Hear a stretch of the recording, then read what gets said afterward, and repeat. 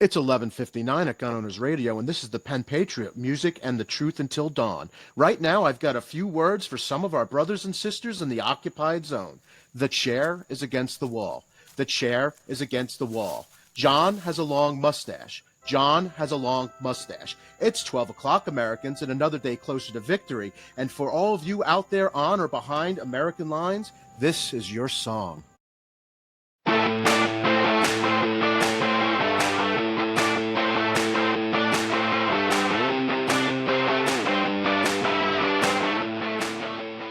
This is our Gun Truth of the Week. Gun Truth of the Week. Okay, what we like to do is find factoids about Second Amendment or guns that you're not going to hear in the mainstream media, and we like to make you aware of it right here on our show.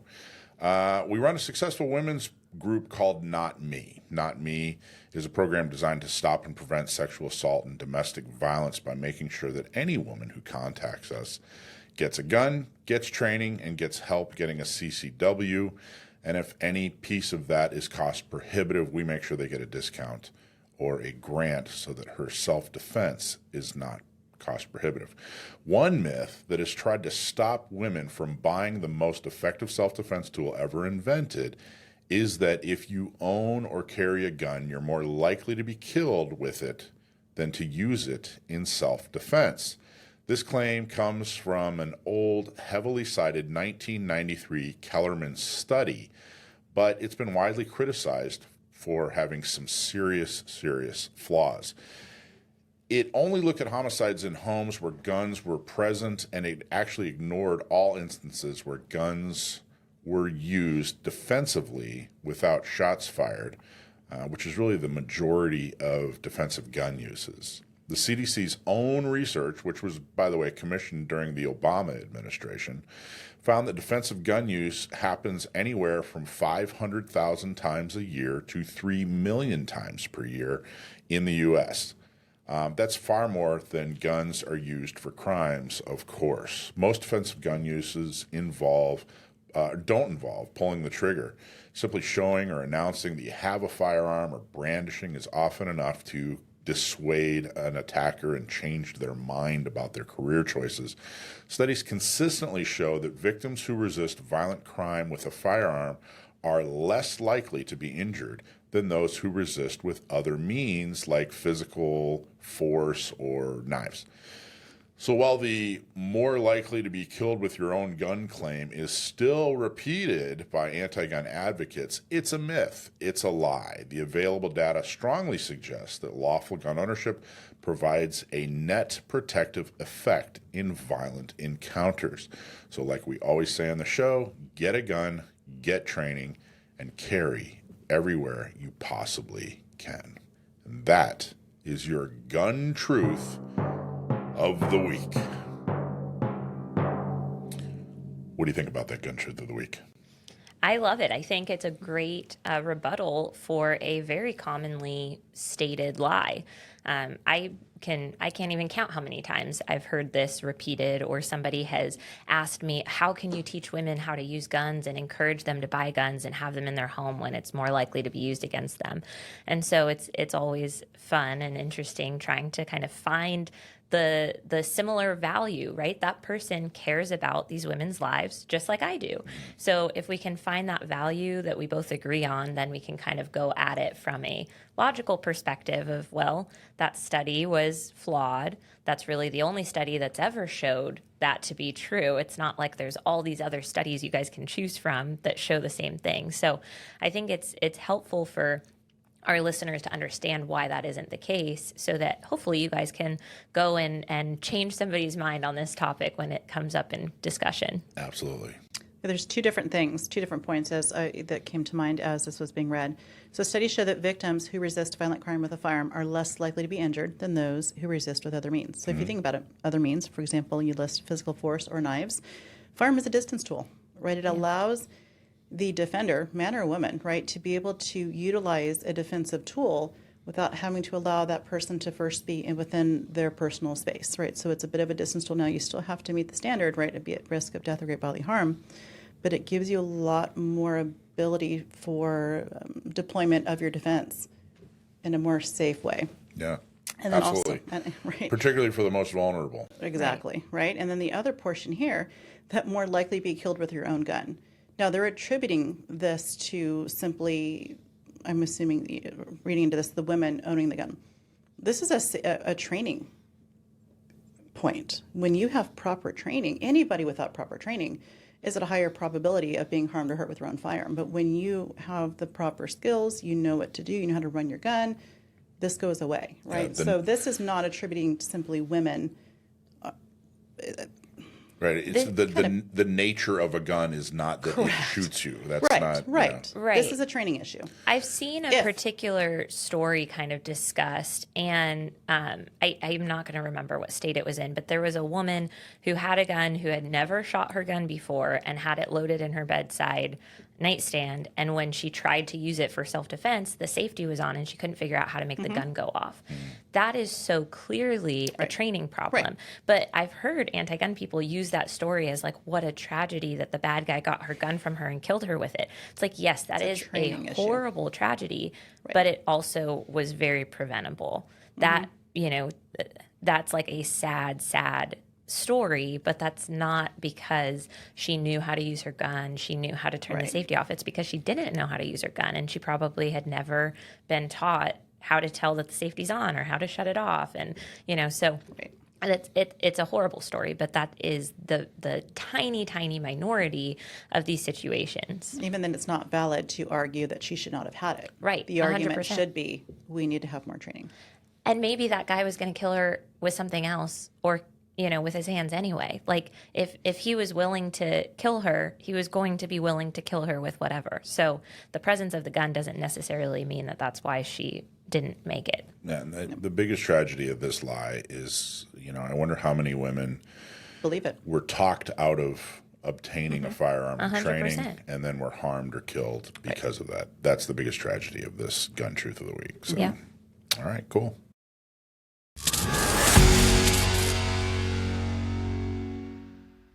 Okay, we've been talking a lot about AB 1127, which is the Glock ban bill, and I'm happy to announce that AB 1127 is gone almost. We're pretty sure that it's gone, but we want to talk about exactly what is happening.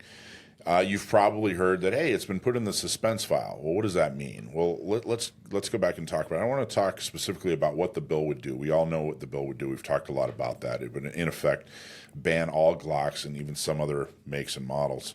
And everybody was pretty worried about this thing. This was a far-reaching extremist bill, but let's talk about exactly what happened here. Well, it was introduced in February of 2025, so earlier this year. It passed a lot of different committees. When a bill is introduced, it has to go to various committees where they focus in on one aspect of the bill. So it actually passed through the Public Safety Bill, the Judiciary Bill, the Public Safety Committee, the Judiciary Committee, and then Appropriations. I have no idea how it got past the Judiciary Committee, because this thing was clearly unconstitutional, but of course we're talking about Sacramento here. It passed the Assembly floor on June 3rd, 2025. That's a huge step. For those of you who remember your civics, we have two houses, we have an Assembly, and we have a state Senate.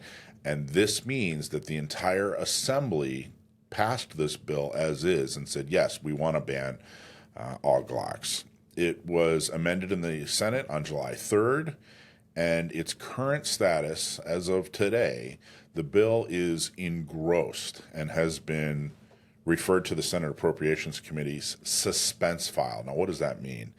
So what does engrossed mean? Engrossed means that it was passed by the House where it actually began, and it's waiting for the second House to approve it.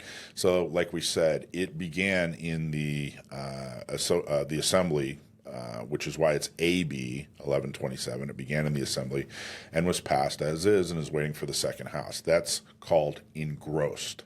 Once it passes both houses and it's waiting for the governor's signature, then it's called enrolled. Is that really important for you to know? Probably not, but that's part of the vocabulary that you're going to see as you start to watch more and more bills. So what's the suspense file? You know, a lot of people are saying, oh, it's in the suspense file, therefore it's dead. But what exactly does that mean? What exactly is the suspense file? Well, each house, both the Senate and the Assembly, has a suspense file. And bills go to the suspense file if they are estimated to cost the state more than $50,000 from the general fund or more than $150,000 from any special fund. So basically, if they have a certain cost associated with them, then that's what qualifies them. It's essentially a holding place for the committee to weigh in on more expensive bills before deciding which ones should actually move forward. A few times each session, the Appropriations Committee actually holds a suspense file hearing where they actually look at the bills that are put in the suspense file. And at that hearing, they can quickly announce that bills are being released or moving forward to a floor vote, and which are actually being held in the suspense file rather than moving forward, which effectively kills it for the year. They're pretty much, if they're continue to be held in the suspense file and aren't being moved to the floor, then for this year, for this session, they're pretty much dead. There's no public debate. It's a rapid up or down, like yes or no vote, and the decision's based on really budget impacts. So being in the suspense file doesn't officially kill it, but it's at a make or break stage, and only bills the Appropriations Committee deems worth the cost actually make it out. So really, people are confident that this thing's going to die because most bills that get put in the suspense file do die. But the other part of this is AB 1127 is such an immense bill. It's such an intricate bill.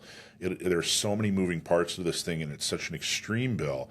Even those that support it understand that it moving to the suspense files for a simple up and down vote means they're not going to get a floor vote. It means that it's pretty much there. It's dead. Even the people that maybe supported it, even the people that maybe support anti-gun laws up in Sacramento are going, you know what, this thing's way too big. It's done. I think we've gone too far. This year, in its present form, we're done. We're just sending it to the suspense file. So that's why people are saying it's dead, and the California Senate Appropriations Committee is actually scheduled to meet on Monday. Let's see, it'd be it's August 25th. Tomorrow. Yeah. If you're watching this on Sunday. The committee will review bills placed on the suspense file, including AB 1127. And that session, of course, is critical, but we're pretty confident that this means it is dead. Goodbye for now, AB 1127 and your Glock ban. So what do you guys think? I think it's great news. This is like the most exciting news I've heard in a little while about Second Amendment stuff, because this bill had the chance to really take away a lot of people's rights. Mm-hmm. There's a ton of people in California who only own Glocks, shoot Glocks, and while they would still technically for now be allowed to possess them, this is just one short step behind, not being able to sell your Glock, not being able to send it out of state to have work done to it and brought back into state. Like all of that stuff is just one short step away from not being able to possess them. So I was nervous about the implications of what this meant in the future. And it's great to hear that even though it didn't die for the best reason, because everybody was like, this is unconstitutional, right, at least it died. Well, and maybe a lot of the folks who, maybe part of the reason it ended up in the suspense file is that some of the folks who were like, hey, this is even too far. But at least this allows them to save face with their anti-gun district, Exactly. But and it's a slippery slope, because the argument that they had and the catalyst behind this was the whole Glock switch. Right. Which, scary to think, if you think this through, that modification has the potential to have been applied, or with a modification, to any semi-automatic. So if they win here, who's to say that all of our semi-autos don't go the same path?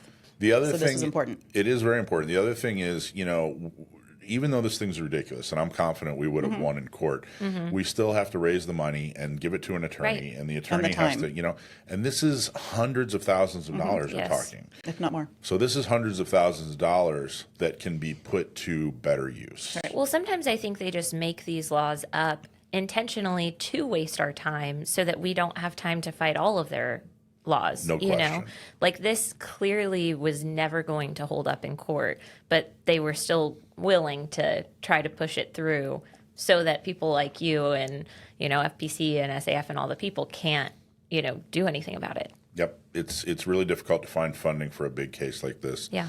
And it's not making it easier when they just throw a bunch of stuff at the wall. So there you go. So for now, AB 1127 and the Glock ban that it was going to enact are gone. We're about 99% sure, but there's a very, very, very slight chance it could come back. But anyway, I wanted to explain AB 1127. I want to explain the suspense file to you. So now you're informed. So there you go. Yeah, and if you guys want to track bills on your own, there is a really cool website that I use called fastdemocracy.com, and you can go to the bill search feature and look up any bill that's in the system right now. So if I look up AB 1127, I can see, you know, all of the dates of what committees it went to, whether it passed or failed, who voted yes and who voted no within that committee.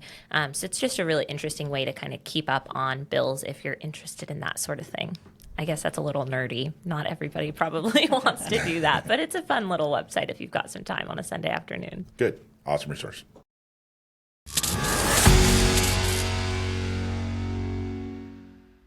So I get a lot of questions throughout the week, whether it's my role with San Diego County Gun Owners or Gun Owners Radio or whatever. But I get a lot of questions on various things, and this week's question was particularly involved. So I wanted to bring it up, and hopefully, I think this will be helpful to a lot of people. It'll remain out there as a resource that people may need in the future. And I wanted to get everybody's feedback on this because it's one of those questions that doesn't have one right answer, and there are a lot of variables. So we're going to do our best to touch on everything we can and be useful. We want to be useful here. Yes. So the question generally, I'm changing it a little, and I'm obviously not using the names. My brother is having a mental health crisis and is receiving treatment from the VA. What can I do about his gun collection? Now, I don't think it particularly matters what kind of mental health crisis he's having. Mm-hmm. If this person is concerned, then I think that's enough. It doesn't particularly matter. Maybe it matters a little bit whether or not he decided to get help or if help was forced on him, but we'll talk a little bit about that more later. I'm going to try to stay very general so it doesn't just apply to this one situation, but it gives people ideas and suggestions for multiple situations. My suggestion to her was, first I asked, do you have access to his home? And she did. Well, if he trusts her enough to have access to the home, and it sounded like they were very close, I said the first thing you can do right away that would definitely help, and maybe it's not the entire solution, but I think the first step in this would be you can go to his house right now and take his magazines and his ammunition. Now, I think that I think some people might, put up their hand and say, wait a minute, wouldn't that be an ammunition transfer? And that's, you have to go through a background check with an FFL, and there's blah, blah, blah. I agree that is a huge problem with the ammunition background check that has been forced on us in California. I also think that the risk of being convicted for that, is minimal compared to the good it could possibly do. If he's really truly having a mental health crisis that is something that he's getting ongoing care for, that he's actually been put into a facility or has decided to check into a facility and she's that worried about it, I think a quick, easy first step is grab the magazines, grab the ammo, and let's at least make sure, he doesn't have access to that. From there, my suggestion was, if he agrees, which it sounds like he would be agreeable to this, and it sounds like he did trust his sister enough, the next step is do a private party transfer of all the firearms to the sister, have her store it until things change, or maybe they never change. But at least get those firearms out of his legal and physical possession. And the only real way to do that would be to go through an FFL. She can't borrow those firearms thanks to California's laws, which that's preventing her from helping her brother, who's going through a mental health crisis. So that's another gun law, other than the ammo background check law, that is preventing her from helping.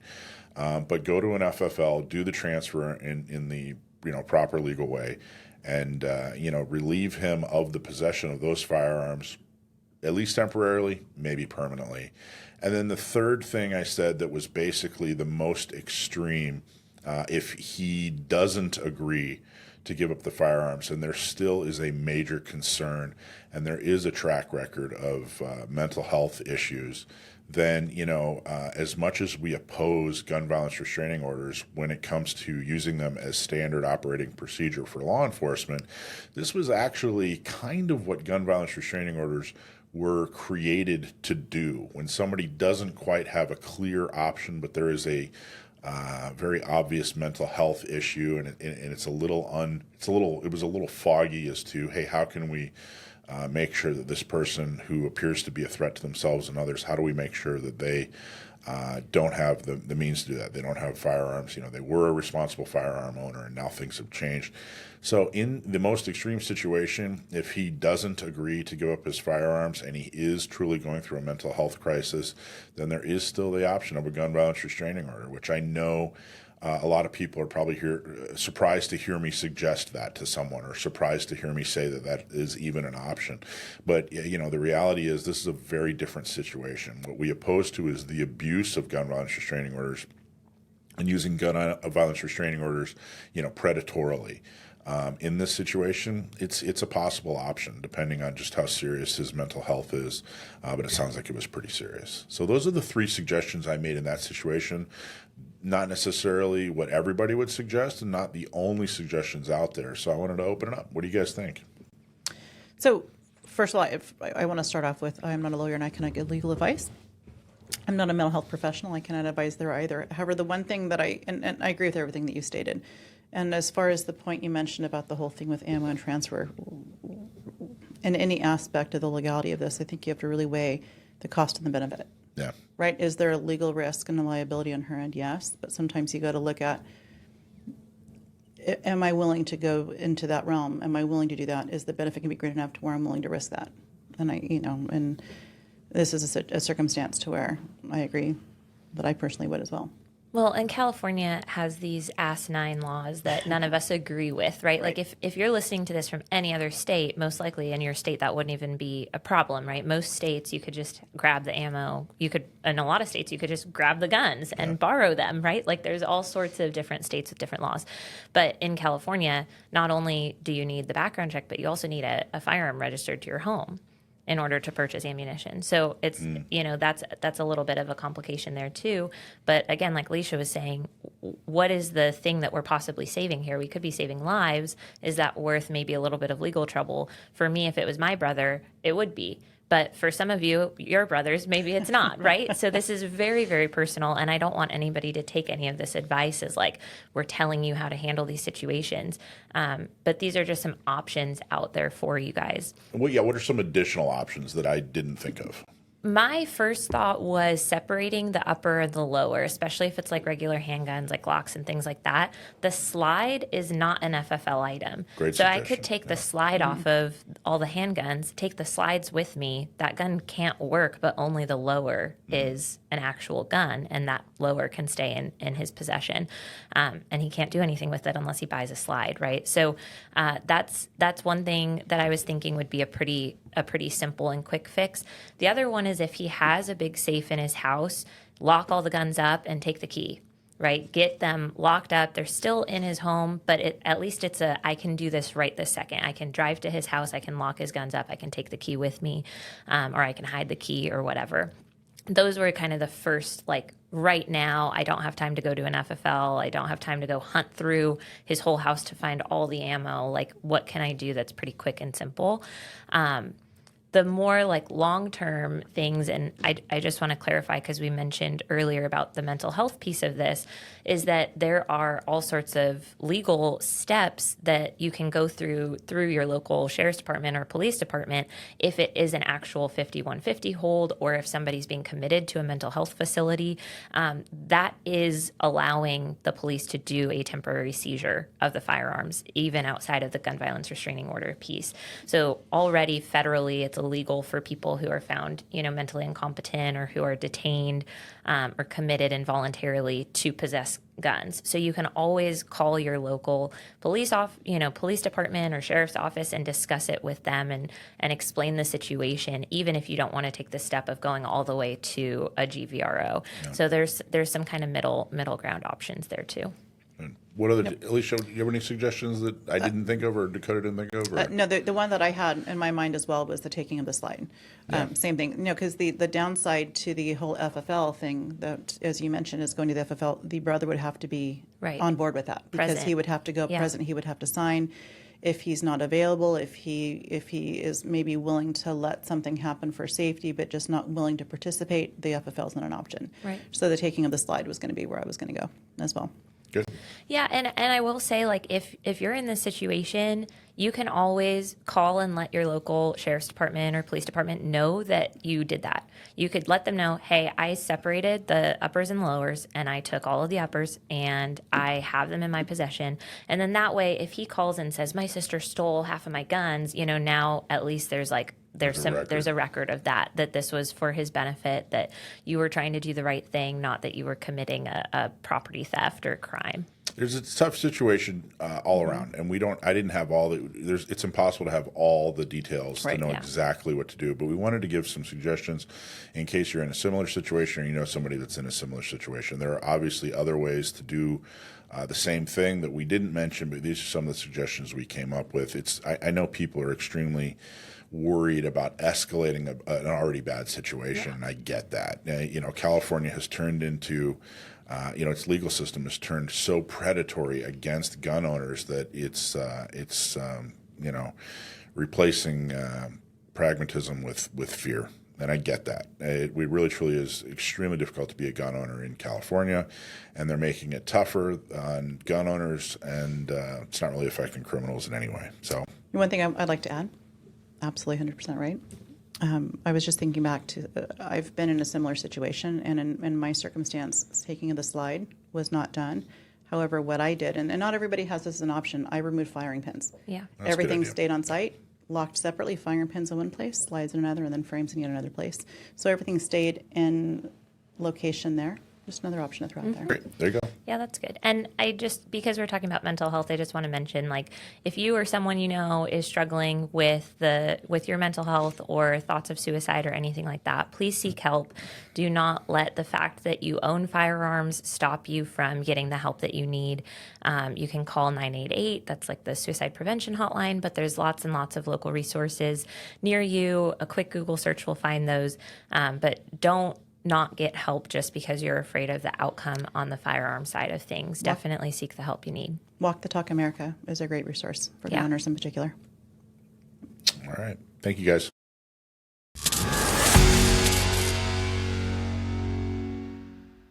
Remember that we are not lawyers, and nothing that we say is to be taken as legal advice. Our sponsor, John Dillon, is a lawyer, and he has been helping to fight those gun violence restraining orders, GVROs, and more. So if you know somebody that's had their self-defense rights taken away without due process, give John a call. His website is dillonlawgp.com, and his phone number is 760-642-7150. Okay, we're going to talk to Charlie Cook from Riding Shotgun with Charlie. And it is my great pleasure to have him on to talk about something that he is an integral part of this year called AMMCON. Charlie, how you doing, man? Michael, thank you so much for having me on. It's always a pleasure to be with you and your people. Yes, sir. Now, what is AMMCON? Tell everybody, if you've never heard of AMMCON, tell them what AMMCON is. All right. AMMCON is the Alternative Mass Media Conference that is it's in conjunction with the Second Amendment Foundation's the Gun Right Policy Conference. And what it's been, I hate saying this, but I can't remember when it started. I think it was 2018 we started doing this. And the original idea was to get all the people that are YouTubers and bloggers and writers and various content creators together to talk about all the things that we do and how we create what we do. And if you don't know anything about video, here's how you do some video. And if you don't really know how to blog, but you like to write, here's how you get a blog going. And this actually started from Gail Pepin. She's Masada Ayoub's wife, and she went to a podcast conference and told everyone that she podcasted about guns, and they kind of shunned her. So she said, we need our own little thing in the gun community to do this. So she talked with some of the people at Second Amendment Foundation, and this is what we have. And we've been doing it, I think, like I said, since 2018. So as far as attendees, who's it for? Who should attend? Who should go? Well, traditionally, we've kept it to the people that are already in media or people that want to be in media, but we're opening it up to the people that aren't yet in the media or are aspiring to be in the media. So if you are a YouTuber, or if you want to be a YouTuber or a blogger or a writer or some sort of a content creator, this is who we're looking for, and this is who we want to come participate and be part of our audience.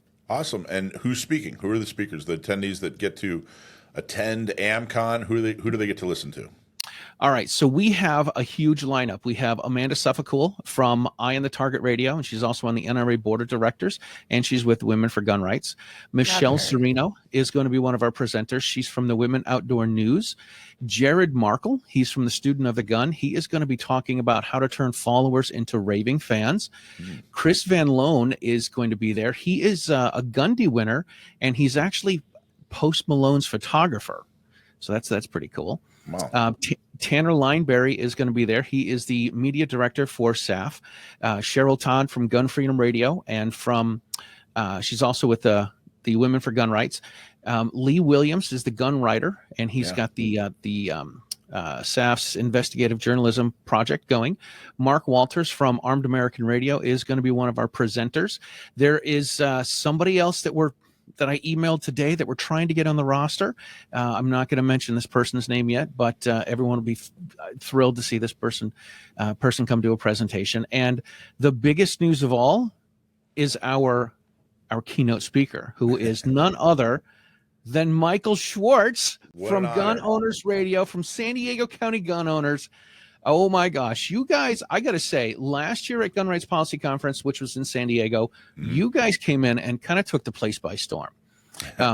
You got an award, right? I did. I was very honored by SAF. They gave me a really nice recognition award. It was very, very cool. You got an award. They gave it to me. It was for the organization, all the hardworking people that do all the things that make us successful. The reason that we want to have you is because you are the guy that's the cheerleader that gets everybody going. And when I came out to Gun Prom a couple years ago, I was totally bowled over that you had 750 people there, and it was down from what it was the previous years.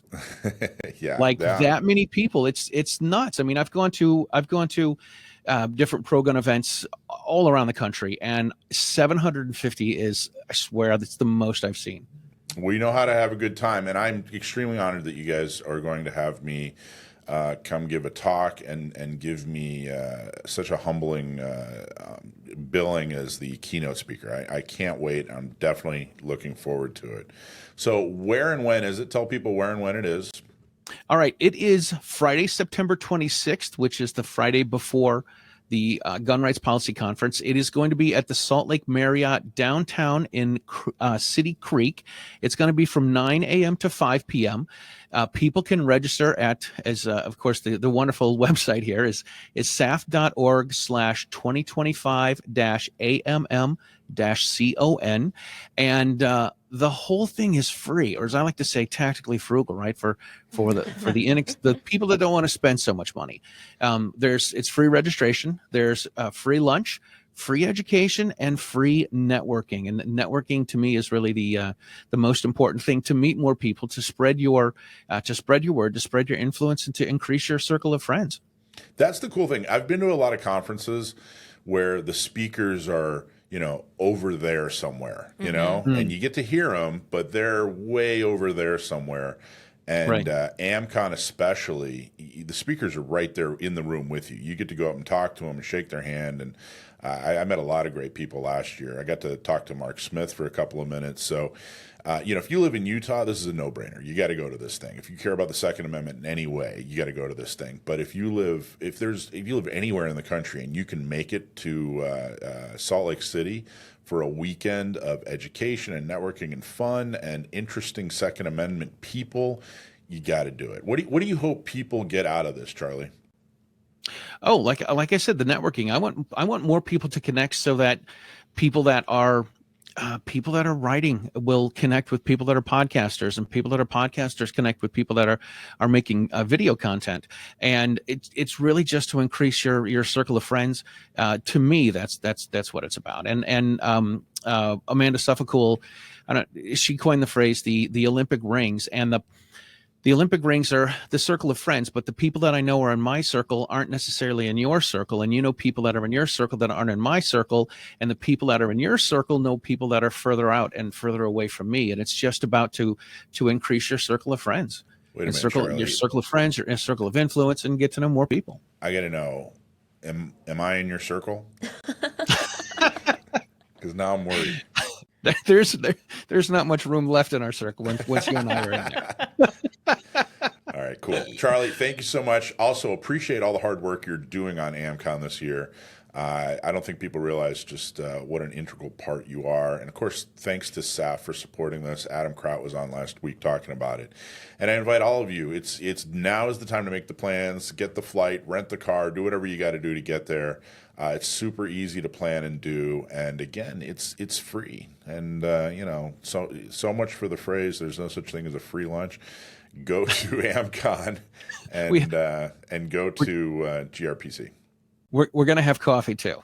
Great. There you go. That's the more important piece here. I know, it really is, right? We're starting early in the morning, so coffee is very integral. Good. Thank you, Charlie. Everybody check out give the website one more time. saf.org/2025/AMM/CON. That's so easy. I know, right? That's so easy. Okay, cool, man. Thanks, Charlie. Thank you, See you in Utah.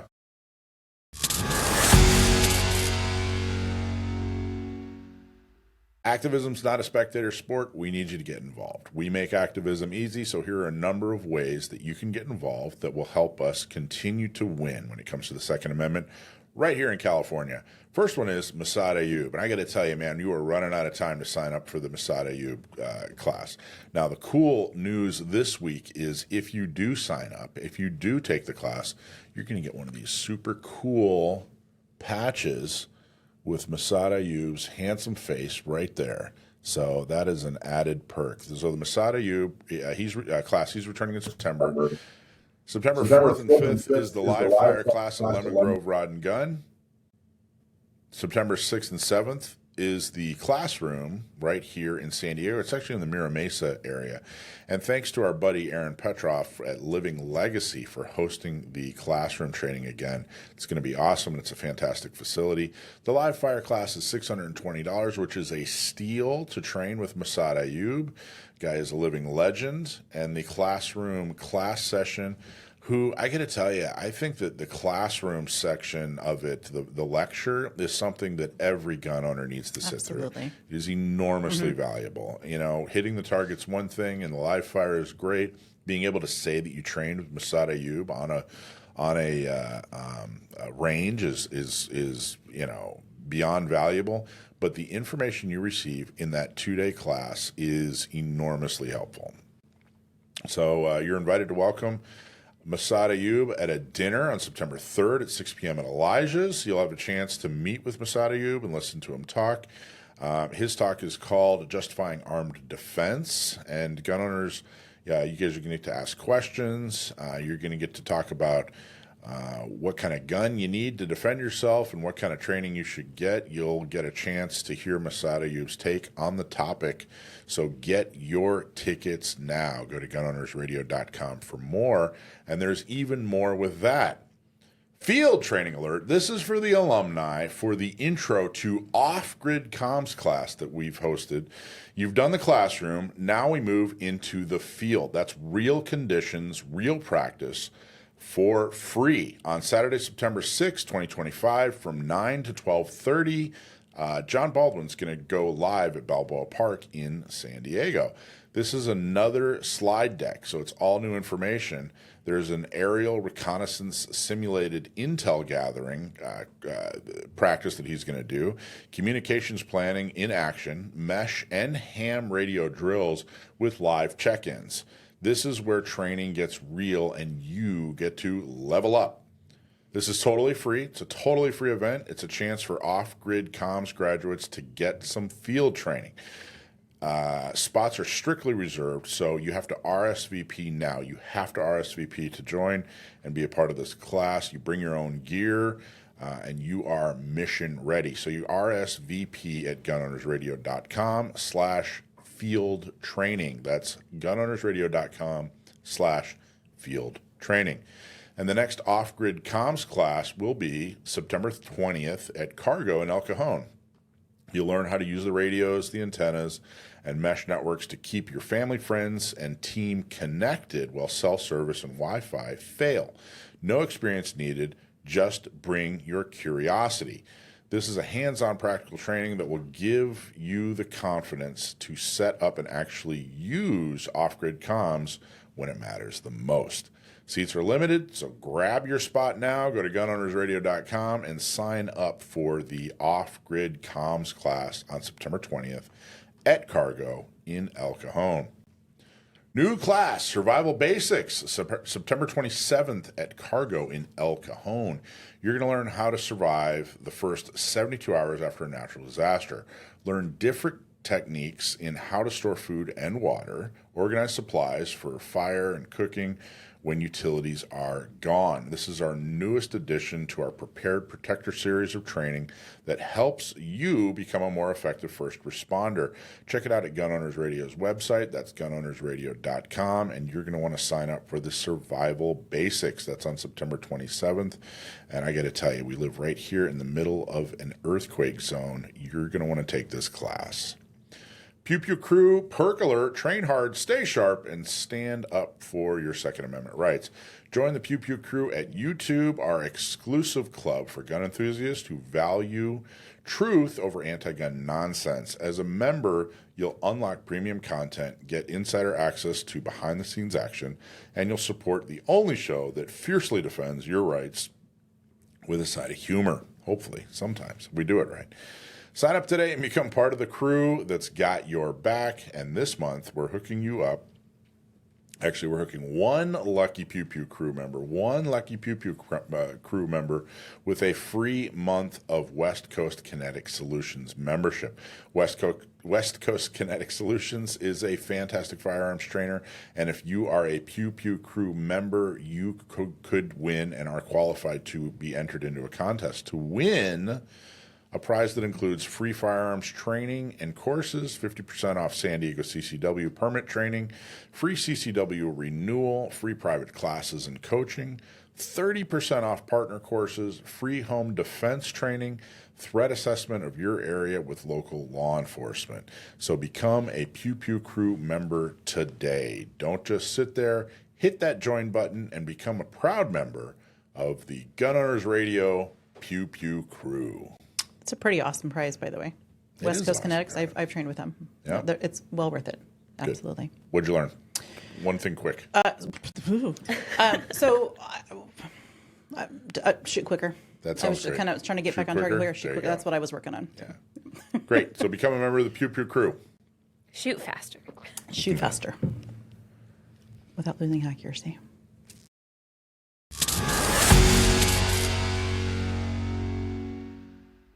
Okay, our guest today is Maj Toure, who's kind of one of those guys in the Second Amendment world who maybe needs no introduction, but I decided I wanted to see how the rest of the world looks at him or how he's looked at it generally. So his introduction is actually coming from Wikipedia today because I wanted to be, I know how I've seen him and I know what I follow about Maj, but there's so many different pieces to Maj that I wanted to read his introduction from Wikipedia. So Maj Toure is an American libertarian political activist and rapper. Toure is closely associated with the Mrs. Caucus wing of the American Libertarian Party. I hope I said that correctly. Toure is commonly known for saying, quote, all gun control is racist, end quote, and justifies his belief by stating, quote, it was literally started to stop black people from having the means to defend themselves, end quote. He is the founder of Black Guns Matter back in 2016, and I'm really, really happy that you're on the show today, Maj. Thank you and welcome. Thank you. I appreciate it. The rapper part was from years ago. People go back on the internet, right? And so they come up with all of these different things. But I love hip hop music. I love good hip hop culture, but I'm excited to have today's conversation. Good. So was the rest of that introduction on Wikipedia, was that fairly accurate? Is that how you would describe yourself, or some of those things like the rapper thing is in your past? Are any other pieces of that no longer accurate? Yeah, I'm associated with the Mises Caucus. Mises, I apologize. Ludwig von Mises. It's basically he was an Austrian economist and just a liberty dude. So the Mises Caucus has pretty much the Mises Caucus is responsible for the direction of the Libertarian Party over the last few years and libertarianism being more popular.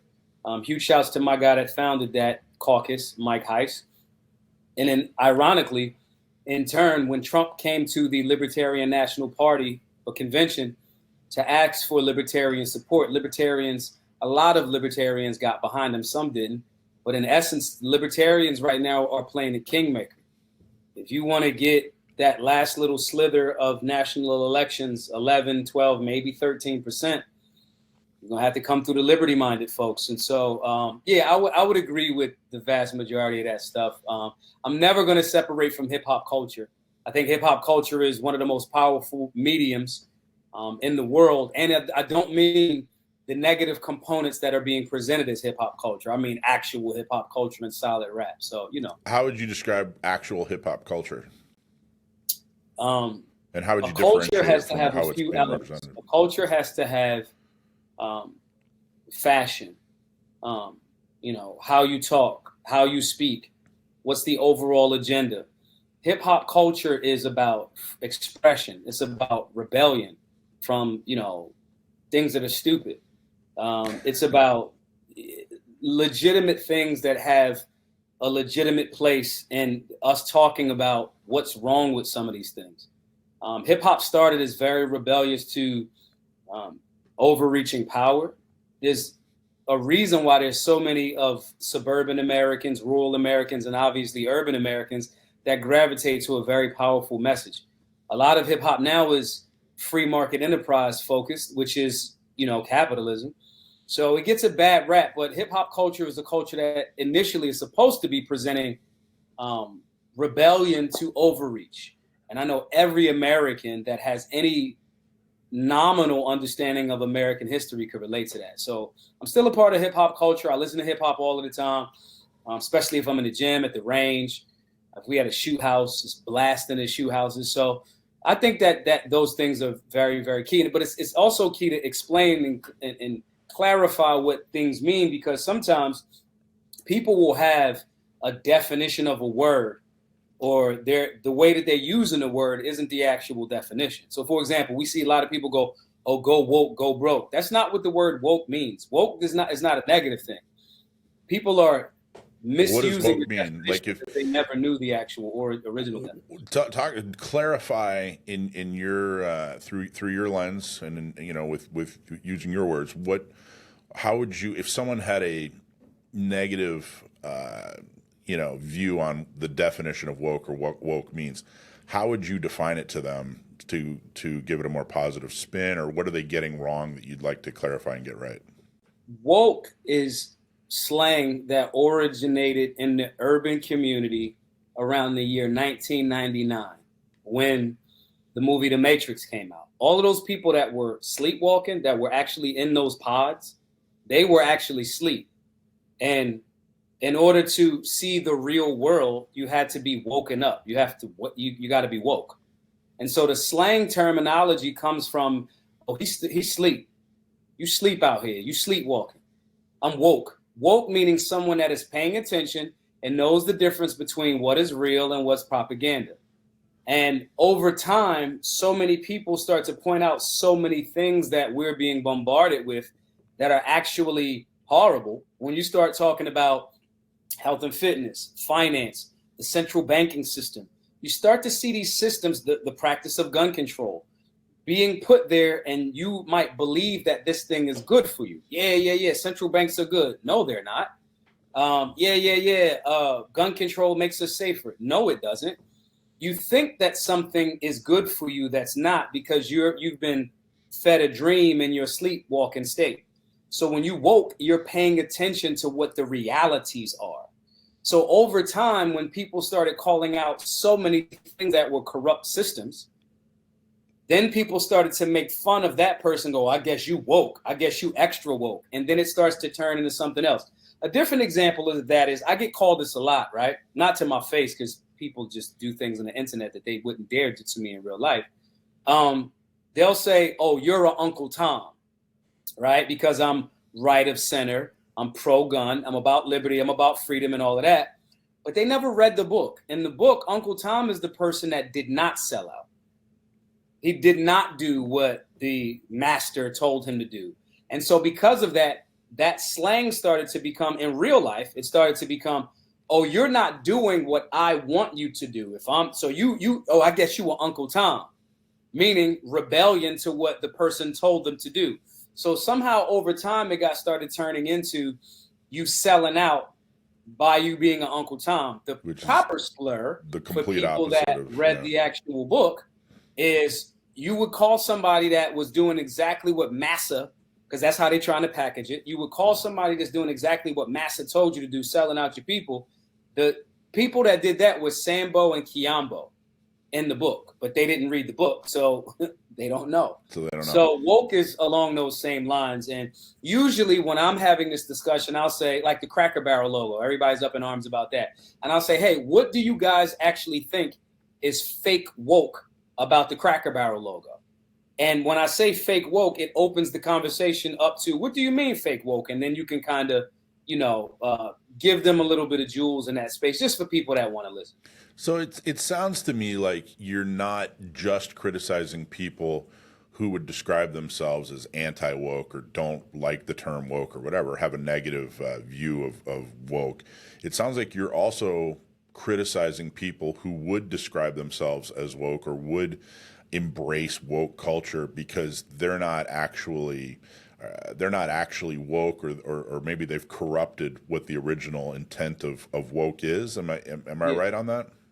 Yeah, the person is not, you're repeating a word that you don't even know the origin of, which is why the system and the government and the state usually takes advantage of you. So in the black community, right, you might hear people saying, yo, when they wrote the Constitution, they didn't mean us. Okay, cool. But you didn't read the Constitution, and you don't know that race and slavery isn't mentioned in the Constitution at all, right?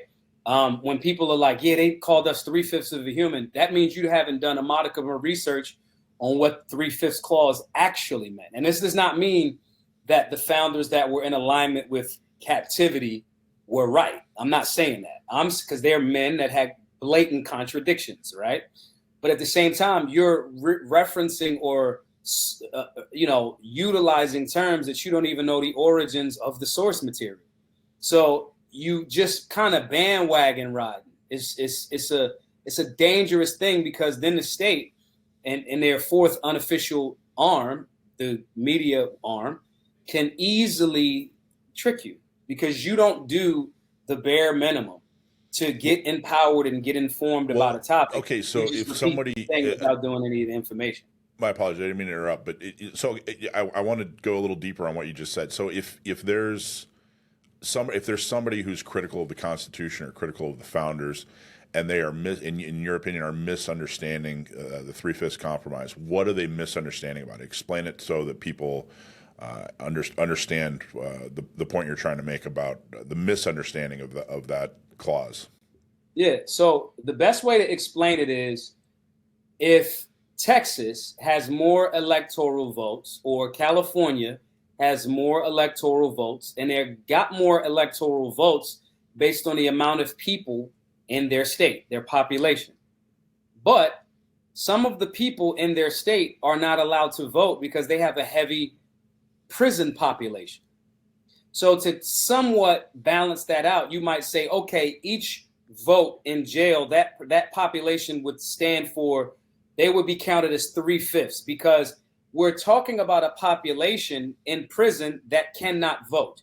So we have to come up with a way to count that, to change, maybe even change the amount of electoral college votes that those states would have, because it's not a fair representation, right? That's the simplest way for people to understand that concept. That 3/4 clause is something that wasn't just to deliberately only say that Black people were 3/5 of humans, and that's how it's packaged. Now, let me back up again, because some people are going to make it sound like I'm justifying slavery with that statement, and I'm not. What I am saying is the person that needs to understand a bigger component of that 3/5 clause needs to understand how it was going as it relates to how are we counting the people. This group of people, based on this population, cannot vote, but they have a population, right? Again, we wouldn't have had this issue if slavery wouldn't have been a thing. So again, this isn't me saying championing that. I'm not one of those peoples that make everything about slavery and race, and I'm not a person that's going to shy away from some things are race-based and some things are systemic. It's just what it is. It's not everything. It's not nothing. So the nuanced middle of explaining what happened in American history for those people, those founders, those folks that were creating those systems, what was the primary reason for calling certain things certain things? And if you can't be objective enough for the moment to acknowledge that those things were there and existed, then you kind of just looking for confirmation bias. We as Americans have to look at the nuance, the context on the good, the bad, and the ugly. And so that's kind of like where we've gotten away from. So I'm going to say, when I give the founding fathers their salutes for creating the Constitution, I'm also going to give them a downgrade on certain levels, because you guys made a decision. You guys knew that slavery was wrong. Thomas Jefferson, we the people, Declaration of Independence, that you owned humans, and you knew it was wrong. Thomas Paine was arguing absolutely not. So did they also at the same time figure out a way to, can we get rid of this scourge? 1000% too. Humans are nuanced individuals, and as a collective, we as Americans have to make sure we're telling the whole story about these things, and let the chips fall where they may. You can't pretend like there wasn't a contradiction, and you can't pretend like they didn't write damn near one of the most impactful founding documents of all time. If you lean on that, you start to develop a certain level of objectivity that ironically will help you as it relates to right now and how politicians aren't necessarily being exactly what they need to be or should be. And you can call out your side of the political aisle when they're doing something that's contradictory. It's happening today. We're looking at the Department of... I'm so sorry. I just want to. I don't want to get too far away from your point, because I want to go back and repeat what I think you're saying, and then correct me if I'm wrong. But I think what you're saying is that there were a group of people at the beginning of our country who said, "Hey, slaves aren't people," and there were a group of people who were saying, "Yeah, slaves are people," but they knew that they weren't going to get this document passed if it get rid of slavery at the same time. So you're saying the people that came up with the 3/5 compromise are being viewed as the side that were saying that slaves were less than people, but in fact it was really an attempt to say, wait. You may not allow them to vote, but we at least want to try to give them some kind of voice by giving them this 3/5 compromise. Is that not even just some sort of voice, because those folks didn't have a voice. It was just between the two rivaling factions at the time of how we're going to set this process up for the Electoral College, right? And that speaks more to the business and political angle of it, more so than those people trying to figure out those compromises, packaging them as the absolutely all of the Black people are absolute slaves and not humans and da-da-da-da-da-da. Gotcha. If you want to tell the full truth, you have to tell the full truth. No different than saying, yo, you're not going to steal the agency of Black people at that time that also were landowners and participated in the business of the day of captivity, indentured servitude. Some of those people bought people that were family members, and they technically were their slave owners, right? But one of the people in South Carolina, one of the largest slave owners in South Carolina, was a black man. And I'm not saying it again to justify slavery. I just want everybody to not try to take the agency of people away or that participated, or act like there wasn't also a heavy abolitionist movement that were trying to abolish this concept. Because once those rich landowners agreed to it, they said, okay, we're going to try to get off of it. American history, especially when you're talking about Civil War and the Revolutionary War, it is so contextual and nuanced that people would do better to improve themselves, to try to learn as much about it and then land on where they landed, as opposed to just picking one side, sticking to that silo and never like engaging. That's how we're being taken advantage of. Well, I am able to critique Trump. I agree. And I think that's absolutely something you're known for. And that's one of the things I think people really, truly respect you for. There's another word I wanted to talk about the definition of that I closely associate with you. And I think I'm under the impression that you coined the phrase, or you invented it, and that is solutionary. Can you talk about, first off, yes, is that your term? But also, what does that mean? What is a solutionary? Yeah, I own the word. When we started BGM, so many people said, yeah, Black Guns Matter. So many people said, what you're doing is revolutionary. I'm a wordsmith. I have an etymological dictionary. I'll be in the thesaurus, all that other good stuff. The word revolution, the root word is revolve. The earth, unless you believe in the flat earth theory, the earth revolves around the sun. It just keeps doing the same thing. I don't want to keep doing the same thing as it relates to the Second Amendment, as it relates to my health and fitness, as it relates to finances. I want to do the same things that work. I don't want to do things that don't work and we having the same conversation about something 10, 15, 20 years later. I just don't want to. And I think more people should take that position. Your position should be, I want to find the solution to this problem. I want to apply the solution. I never want to talk about this problem ever, ever, ever again. And so revolutions that revolve around things are a little bit different than solutionaries that find the solution, pressure test it, use it, and we should never have this conversation again. Our work with Black Guns Matter is now cited in the Bruin decision. Our work helped overturn some of the most draconian, unconstitutional mandates, statutes, whatever you want to call it, in America, based on us applying a solution, just doing the work in the communities that needed it the most and informing people. Now, if we continue on this trajectory, we should get rid of the NFA. We should get National Firearms Act. We should get rid of the Gun Control Act. And there should be no more conversation about this in 100 years. That is what a solutionary does. Nice. There are people in the conservative or fake conservative, fake libertarian, and Democrat space that make millions of dollars by never applying a solution. They just want to keep people riled up talking about the problems. I don't want to talk about the problems. And same thing with the pharmaceutical industry, insert whatever thing.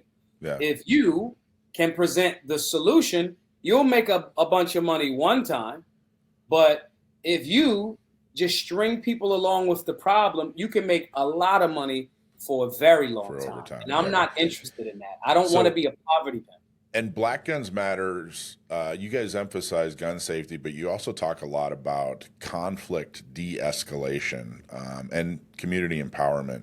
How do you see the role of Black Guns Matter, Black Guns Matters when it comes to firearms education and fitting that into like a broader vision of reducing violence and strengthening communities?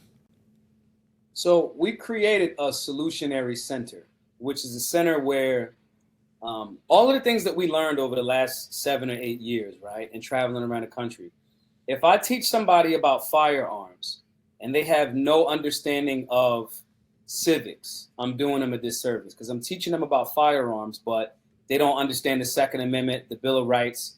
They don't understand I don't know, insert whatever thing, right? So we start to teach a civics class.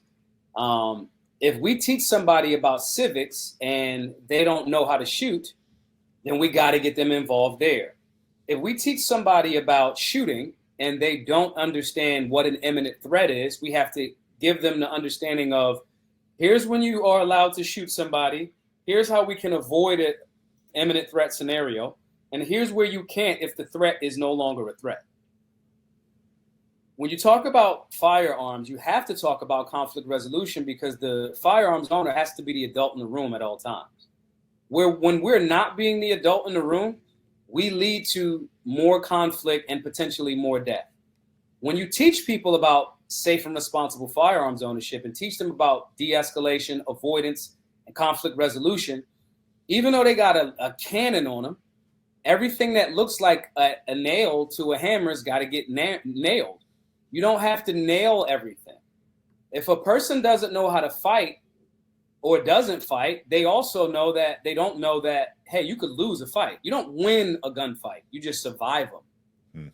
Better to teach people how to never get in the gunfight in the first place by identifying certain things and going, we're not going to fall victim to that. And that's what we do with the conflict resolution component, because that honestly curbs more violent crime and shootings and stabbings more than anything. I carry a tourniquet on me because there's more of a chance of me seeing somebody in a car accident that might need me to stop the bleed. It's more than likely I'm going to use my tourniquet before I use my firearm. Yeah. So that level of wherewithal is what we want to teach these demographics that we reach. It 100%. Cannot just be the gun. The gun is a component of it. The Second Amendment work is what we love. What we're doing is to make the need for this work obsolete. And so when we talk about conflict resolution, is to make sure that they have a holistic and robust experience and skill set. So when they're going outside, it's not, yeah, I got the gun on me, I wish somebody would. And that is the key component. We as gun owners have to be the adult in the room at all times. And how we strengthen that adult in the room energy is focusing on avoidance, de-escalation, and conflict resolution. And that's a conversation that we have before we even talk about a firearm. Which is all really good for any community, really. Now, There's a lot of, people like to break things down into the simplest forms, and they look at, it's Democrat versus Republican or rural versus urban. And you do a lot of traveling. You talk to a lot of different people. What's the most effective way to bridge these gaps between these, these broad divisions, not just politically, but culturally and, across the board? When you go there and see it's not as many divisions as there are commonalities. All of us, since 1913, most of us were not alive in 1913, but we're all experiencing the same thing from 1913. When the Federal Reserve was created, since then, over 96% of your US dollar is gone, meaning the United States dollar is weakened by 96% since 1913, which was 112 years ago. So damn near 100% of your spending power in urban America, rural America, suburban America, you are all under the boot of that same weakened dollar. I say that to say, you start to recognize how many people are just trying to pay their bills, take care of their family, and enjoy their life. Every community that I've been to likes sports, likes relaxing with their family, likes wants a better life for themselves. And everywhere, unless I'm in an insanely rich community, are going, we got a budget and we want to protect what we have. Those are far more ideals in common than the things that divide us. I've been to damn near every state in America. Every state, every community that I've been to, whatever community in whatever major city, small town, somebody's got a dish for chicken and rice. Whether it's a white community, whether it's the bodybuilding community, whether it's suburban community, you're gonna have a dish for chicken and rice. It's just what it is. Yeah. You're going to want more. You're going to want less government being involved in your situation. You want to carry the thing that you want to carry to defend your life without the government telling you. And this is what you can and can't do. And these are things that transcend before somebody learns about limited government constitutional values. So by explaining that and saying, I'll put these people together. I'll go. I remember we did a class in Virginia, and it might have been Arlington, if I'm not mistaken. But anyway, I made the mostly white dudes that came to our class. We went out to a local mall, and I made them engage, but it could only be about the Second Amendment, but it could only be people that did not look like you. So if you was white, How did that go over? it went great. Yeah. If you was black in my class, I was like, this is gonna sound racist to people in a moment. That's how I package it to them. I was like, but you have to get past this other. So if you are tall, you got to deal with somebody that's short.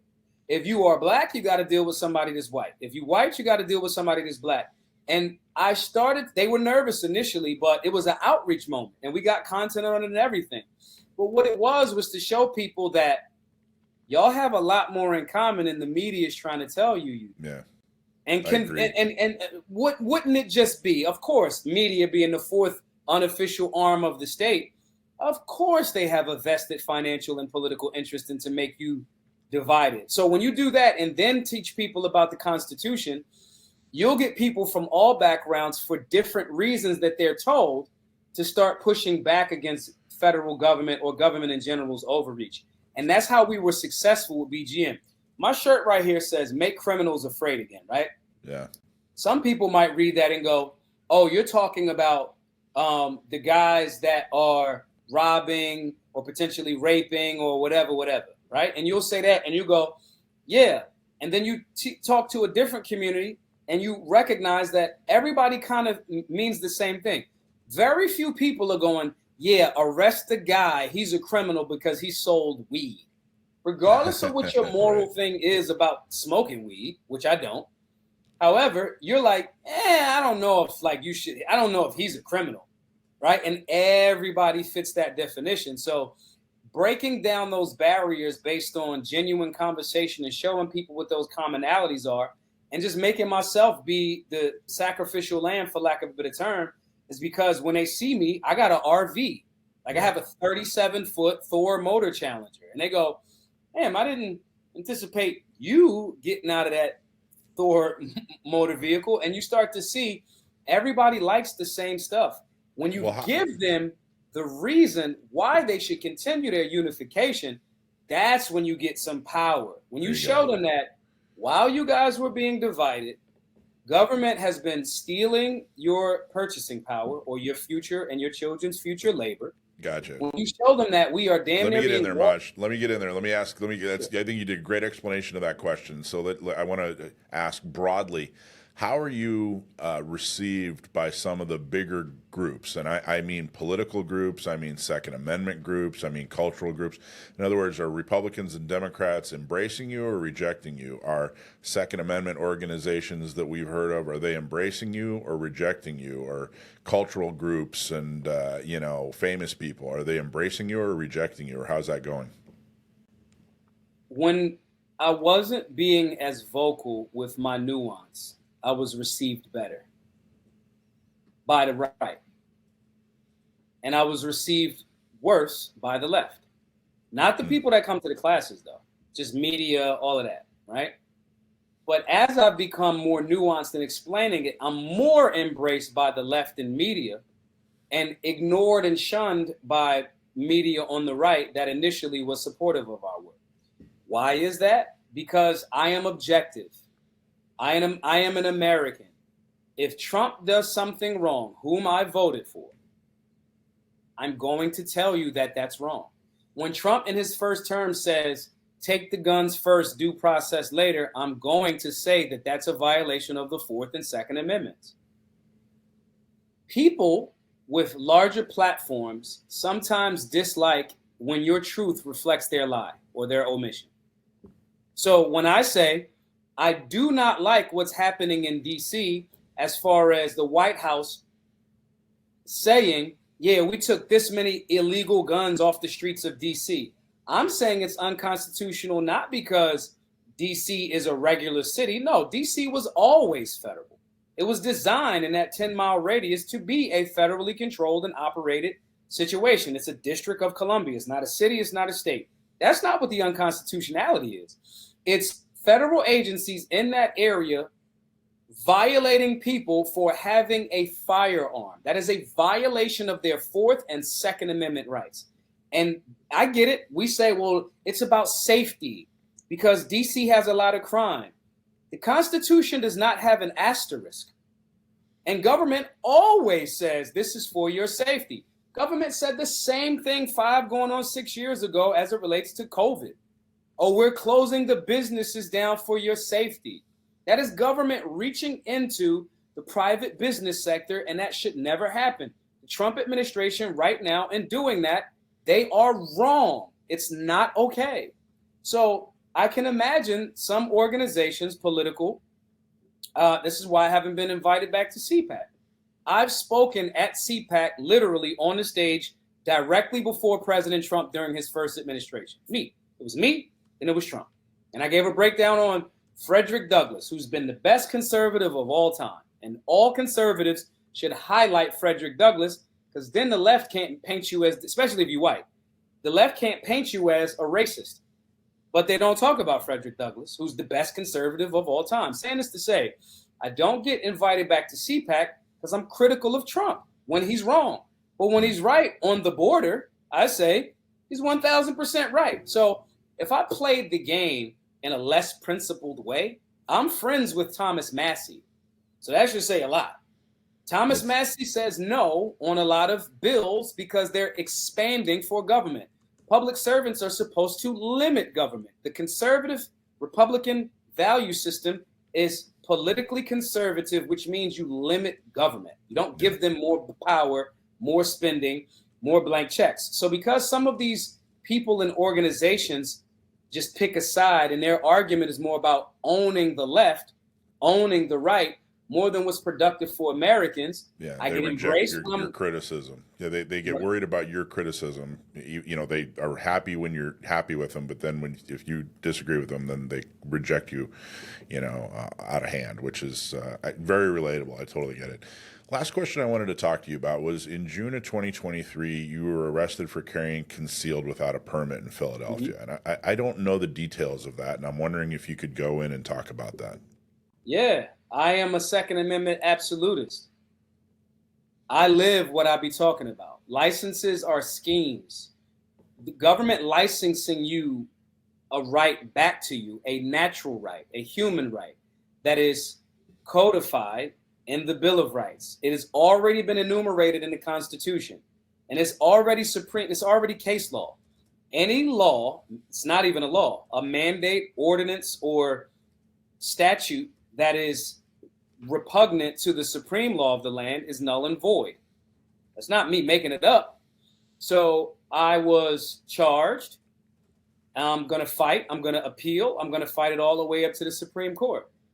Why I'm saying that is because I live in Pennsylvania. Pennsylvania is an open carry state. Our Pennsylvania state constitution has what's called the Hicks decision. The Hicks decision is the presence of a firearm does not justify probable cause. I was doing Tom Woods' podcast in the middle of the hood, and they jumped out on me and pointed a firearm at me because they thought that I had a firearm. Our Pennsylvania state constitution, Article 1, Section 21 of that state constitution says, the right of the people to keep and bear arms shall not be questioned. So it's clear. The police violated Pennsylvania Supreme Court decision and the Hicks decision. They violated the Second Amendment. They violated my Fourth Amendment rights.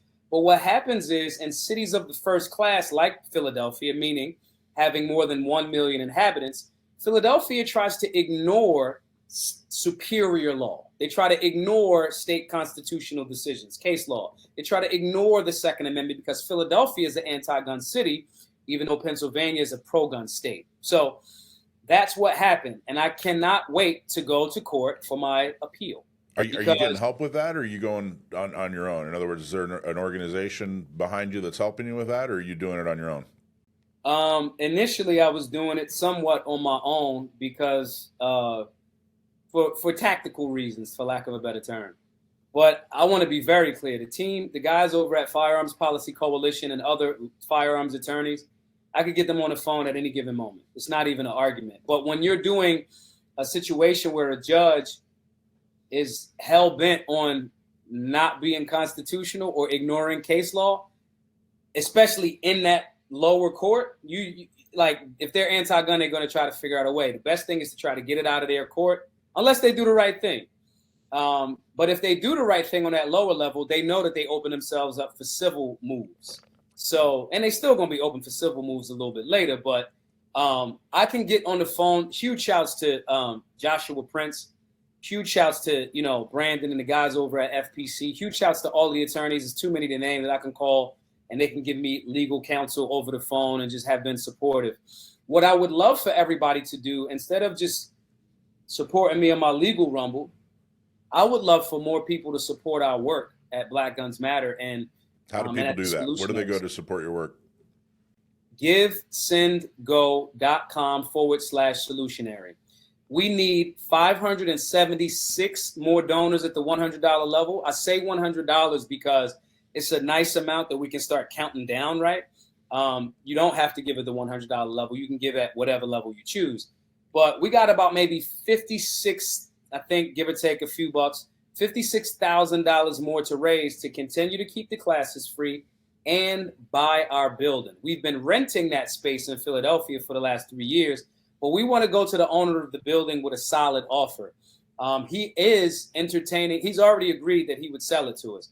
But we're not looking for handouts. We want to present something to him that he can say, okay, this is a good offer. So the classes are free, have been for 7-8 years. And that's all been based on voluntary donations, whether that's been in Philadelphia or any state around the country. So more so than me individually, I'll be fine. At absolute worst, I know I'm not going to do any jail time for this. What I would rather is to see more and more people across the country get involved in this Second Amendment fight, and our work and how we create more Second Amendment supporters and take wins back from the anti-gunners is to convert those people in anti-gun cities. And that's where our work is extremely concentrated. So again, we're in the brewing decision. So everybody, GiveSendGo.com/Solutionary. Maj, thank you so much for taking the time. Always an interesting conversation. I always enjoy listening to your perspective, and thank you for all the good things you do for the Second Amendment. Thank you so much. All right, man. Take care. Thank you. Peace.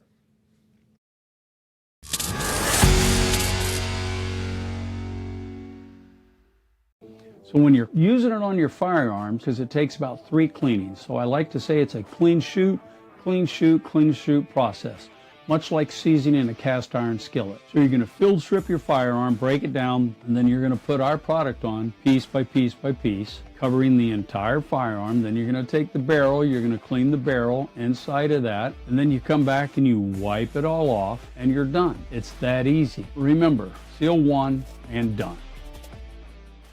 Okay, we're going to do our Stump My Nephew segment. We found out years ago that my nephew Sam the gunman, is really good at gun trivia. So if you email us some gun trivia and we use it on the air, we'll give you a hat or a shirt, whatever you choose. And if you end up stumping my nephew, then we're going to give you a really special prize.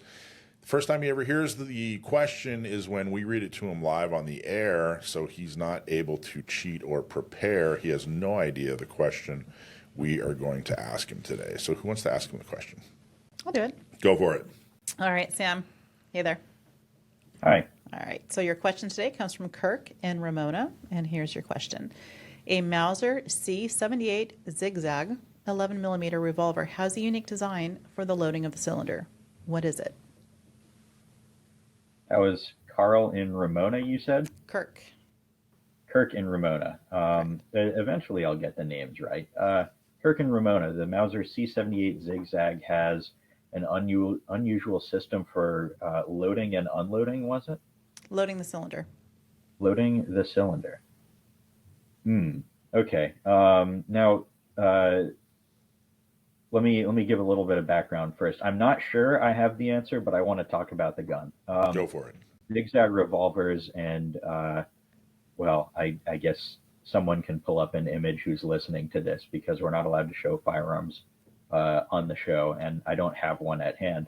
The zigzag revolvers, like the Mauser zigzag, have a zigzag-shaped track on the side of the cylinder, and that is for the hand that moves the cylinder. So you don't see that now because on like Smith & Wesson, Colt, Ruger, Taurus, modern revolvers. They have a little bit of a different mechanical system to move and index the cylinder. But if you have sort of limited technology, that's an easy way to make a primitive revolver rotation and indexing system. So it's like really it's like the cam track inside of like an AR-15 bolt carrier. It's that, but inside out on the outside of the cylinder. I think they're really neat, just because you can see just by looking at the gun exactly how it works. Unusual system for loading the cylinder. So it's a unique design. Actually, what they say is there's a unique design for loading the cylinder. So what is unique about the Mauser C78 Zigzag as far as unique design for loading the cylinder? I don't know that much about that particular gun, other than that I don't know really anything other than the zigzag aspect to it.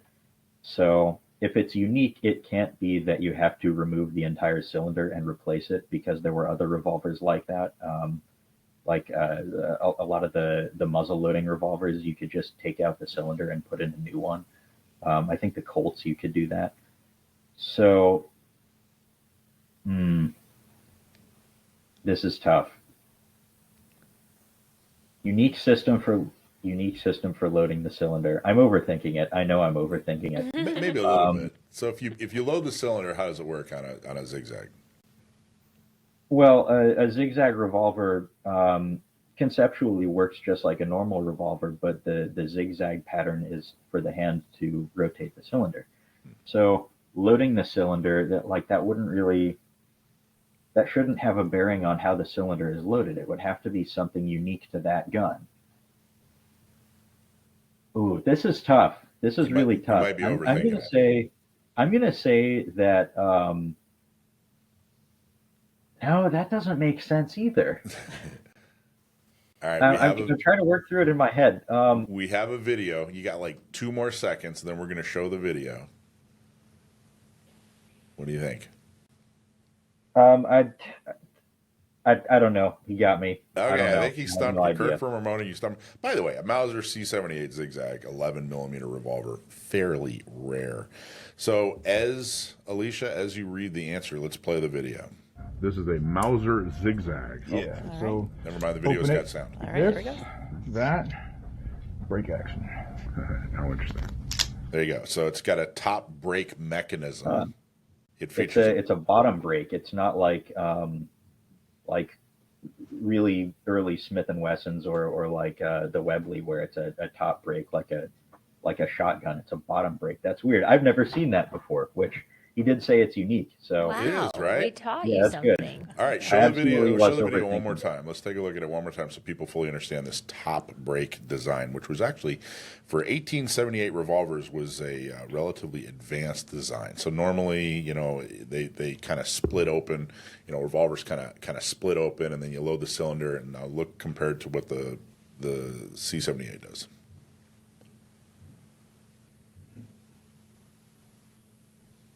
We're going to hit play, and we're going to watch the video.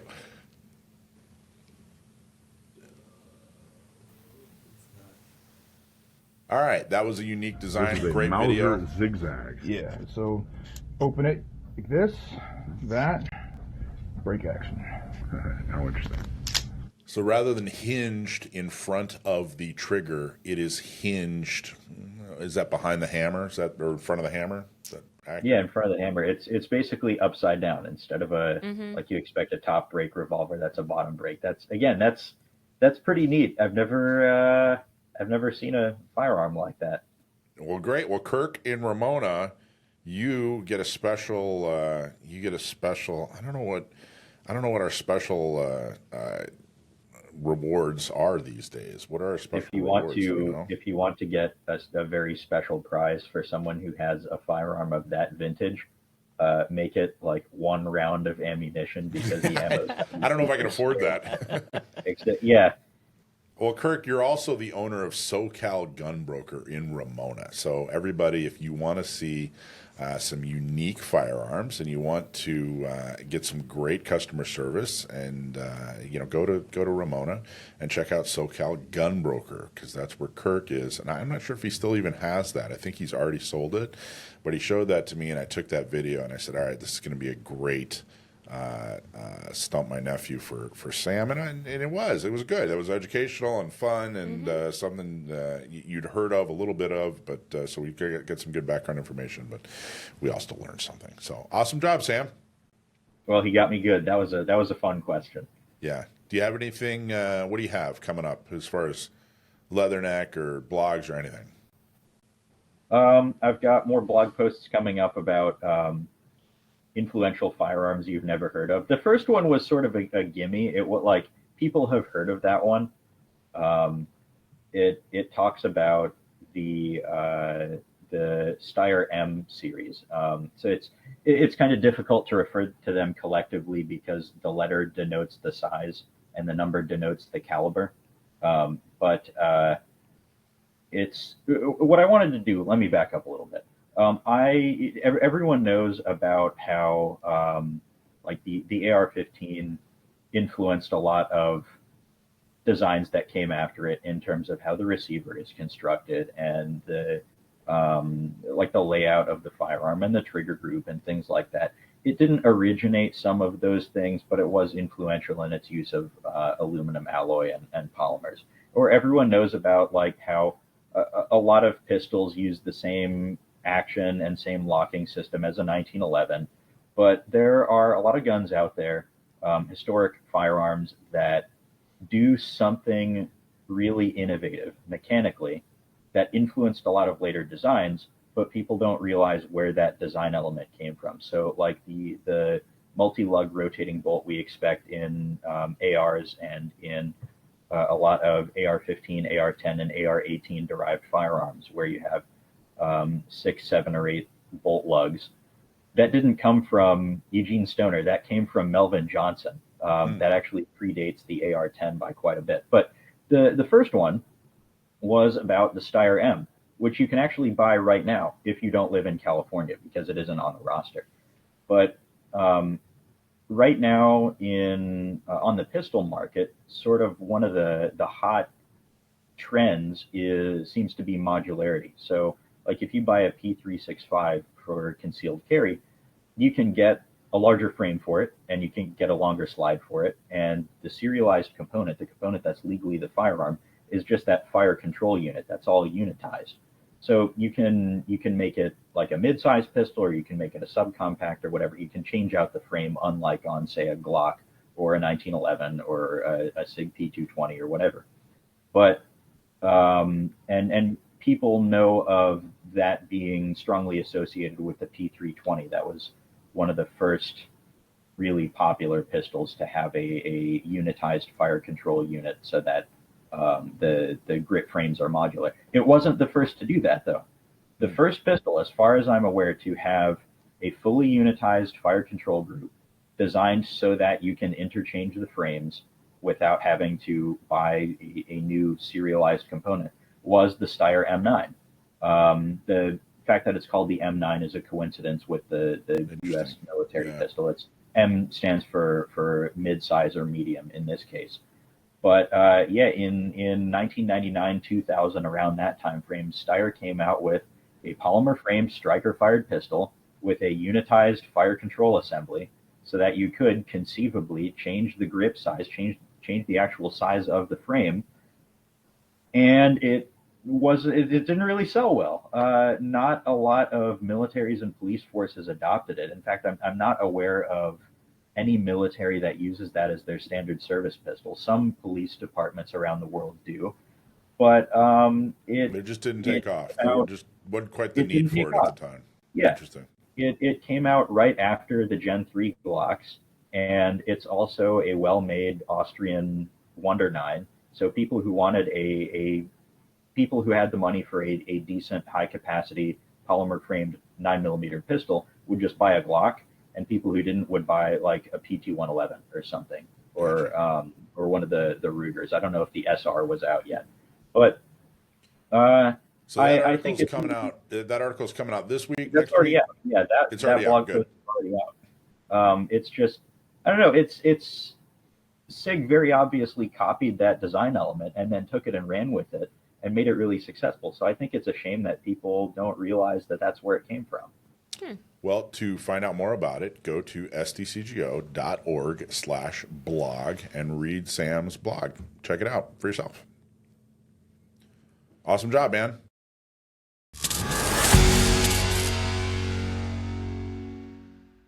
This is brought to you by Cargo, cases and rugged gear outfitters in El Cajon. Go to cargostores.com, buy something today, or visit them at 423 Broadway in El Cajon. There are two enemies of your firearms, rust and the government. The good news is Cargo has your back on both fronts. As a proud sponsor, they're helping us fight to get more pro-Second Amendment officials into office, and their rugged cases help you keep your firearms secure and protected. Built like a tank, Cargo cases are stackable, weatherproof, and ready for anything. Whether you're hitting the range or going off the grid, you need a Cargo case. Whether for your gun or other equipment, you need a Cargo case. And here's something that's just for our listeners. If you buy a Cargo case in the store at Cargo Rugged Gear Outfitters in El Cajon, just mention Gun Owners Radio, and you're going to get a free desiccant pack. And that's going to help keep your gear bone dry, battle ready, and rust free. Visit them at 423 Broadway in El Cajon. Great products, great prices, and uncommonly good service. Cases and Rugged Gear Outfitters. Cargo. Check them out. So really, truly proof that activism works, and shows like this and organizations that you donate to, as far as your time and your dime, things are working. Lawsuits we're winning, and attitudes are changing. In fact, I'm making the argument that the Second Amendment attitudes nationally are changing with the times, and that is a very good thing. The first bit of evidence I have for you is Florida just announced they're having a tax holiday on the Second Amendment. The governor of Florida just announced that for a time, everything Second Amendment related will be tax-free. And I think we have video on that. The Second Amendment tax holiday. So from September 8th to December 31st, all firearms, munitions, accoutrements, as well as things like bow and arrows, are tax-free. So that's going to save some of our folks a lot of money to be able to have that. So we're delivering there. Now, on back to school tax. That is amazing. I got to tell you, I don't know if that seems like a small thing, or maybe because you're here in California, you don't feel like that applies to you. But, I've been involved in Second Amendment activism since about, the late 2010s. Somewhere around 2007 is when I started really, truly getting engaged and involved. And 15 years ago, if you told me that one of the biggest states in the union was having a tax holiday for Second Amendment things, I would have said you're crazy. I would have laughed and said, man, that would be the day. Well, the day's here. That's actually happening. And I think it's a really great thing. Is it nice to save a couple of bucks when you're out buying your bow or your arrows or your guns or your ammo? Yeah, it's nice to save a couple of bucks. But the real value of this thing is that there's an attitude that's changing. This gives validity to you as a gun owner, validity to the Second Amendment, that it's that important that they're actually taking a tax holiday. I think that's great.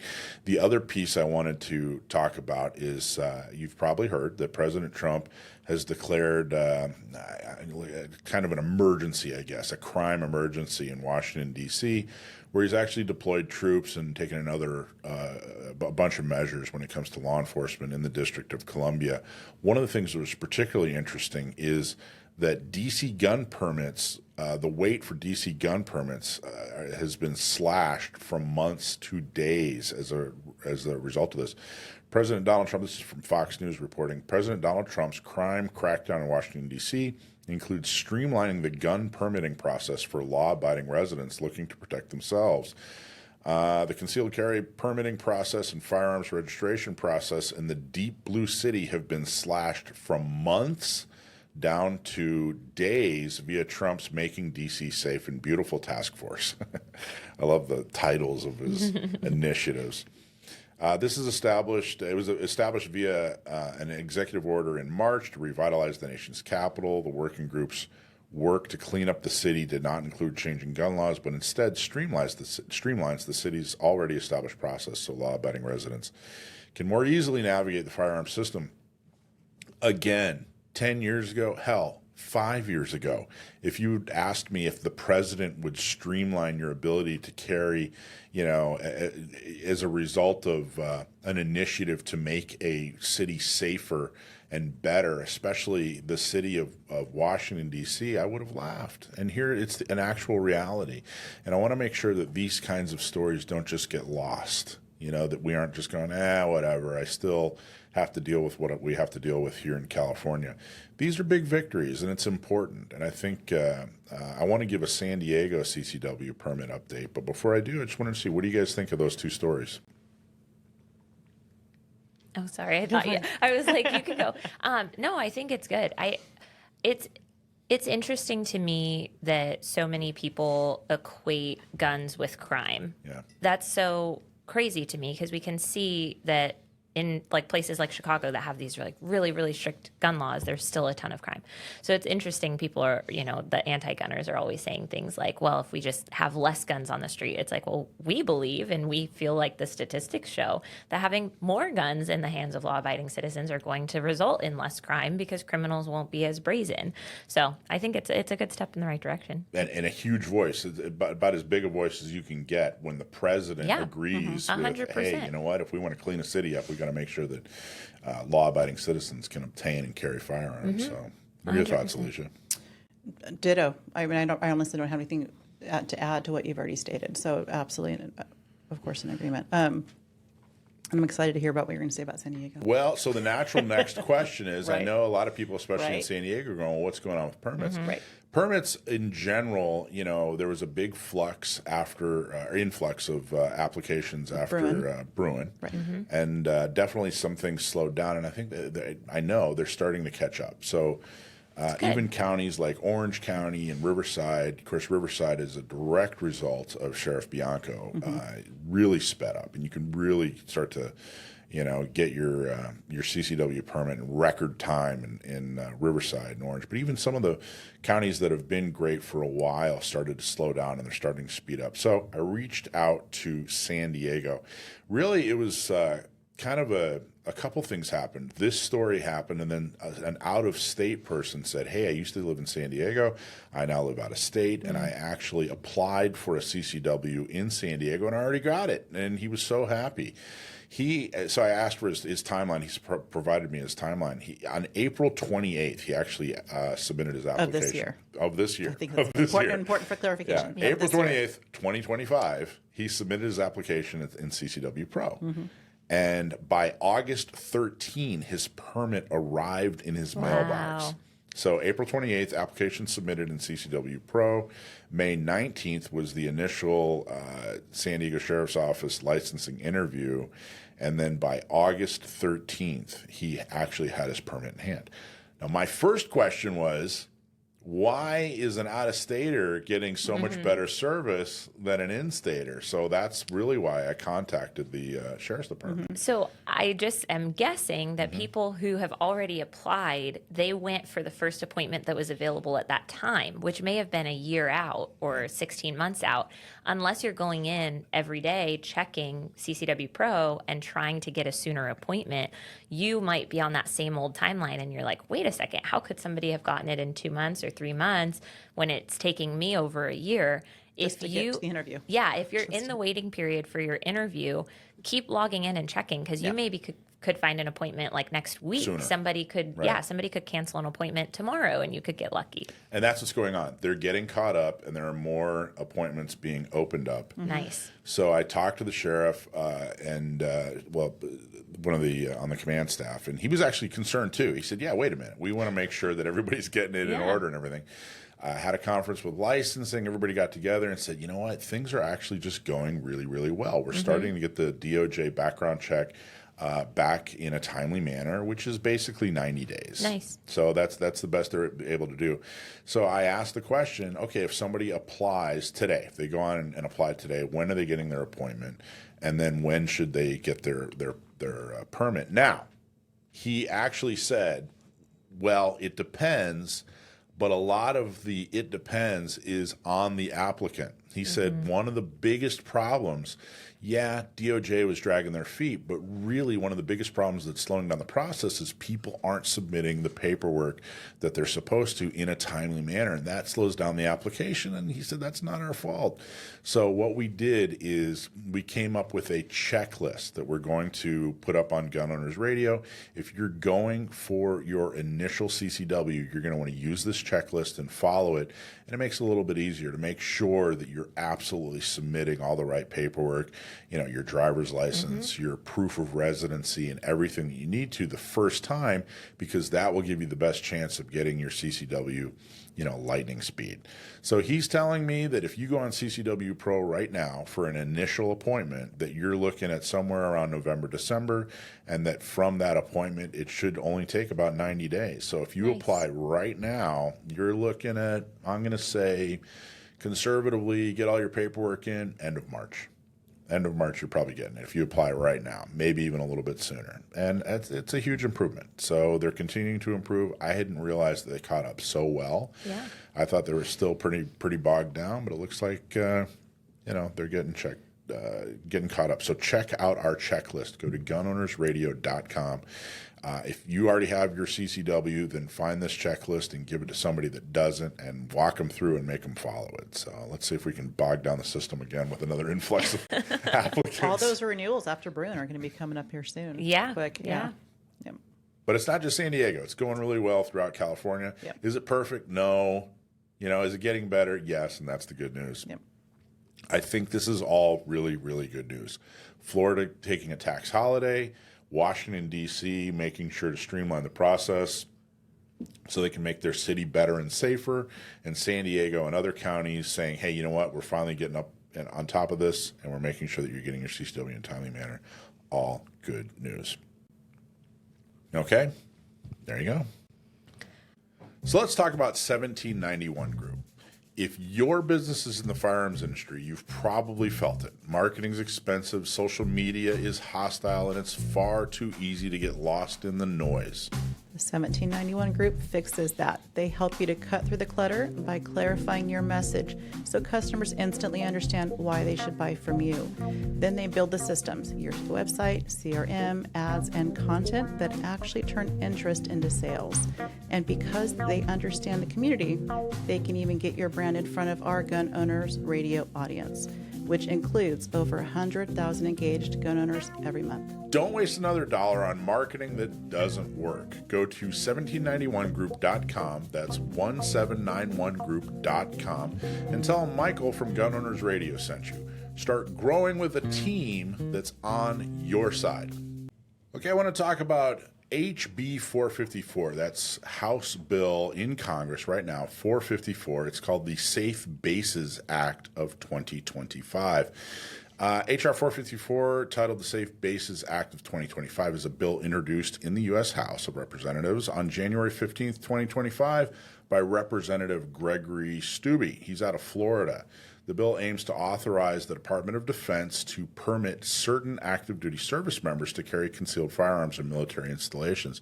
Now, it's kind of funny. A couple of weeks ago, we talked about this, and I said, hey, right now you can't carry on a military base. And there's a lot of things that happen on a military base. It's not just military activity. There's housing, there's groceries, there's all kinds of stuff on a military base. And we talked about a solution. Little did I know that this bill actually exists, HB 454. Now, here's the thing, though. This bill, although, yes, is aiming to allow concealed carry on bases, not a great bill. Not a great bill. It's not a horrible bill. It's not a bad bill, but not a great bill.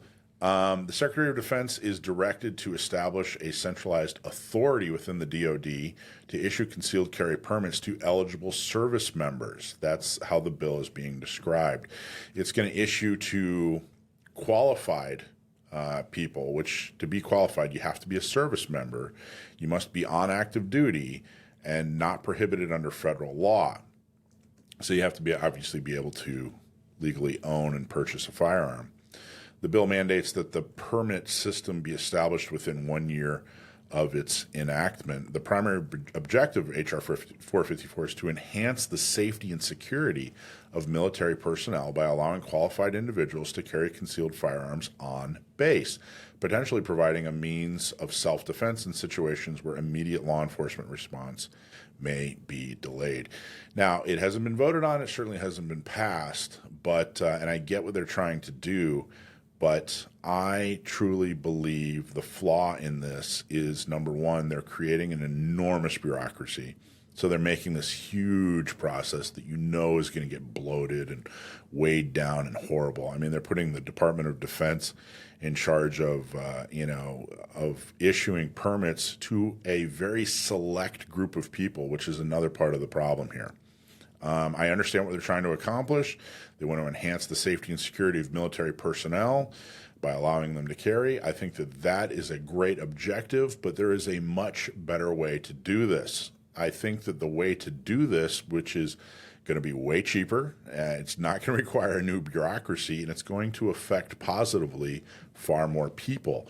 Back in the Obama administration, they actually passed a bill that forced national parks to adopt the carry permit process, the carry regulations, the carry laws of the host state. So if your national park was in Utah, then you honored Utah's carry laws. If your national park was in the state of Washington, then you honored the state of Washington laws.